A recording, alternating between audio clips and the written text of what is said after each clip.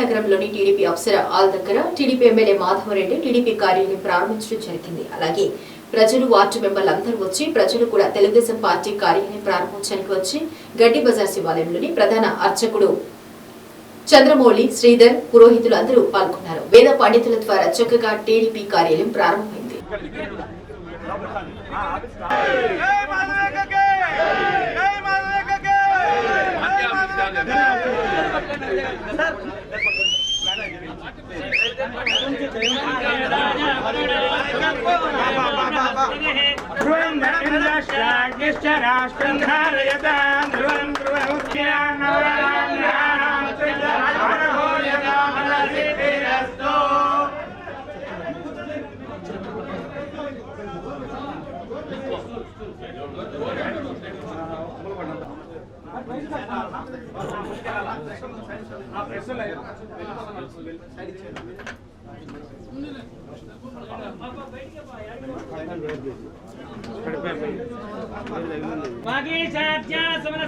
सर्वार्थानामुपक्रमे यन्नत्वाकृतकृत्यास्यु तं नमामि गजाननं भूतगणाधिसेवितं कवित्वजम्बूफलसारभक्षणम् उमासुतं शोकविनाशकारणम्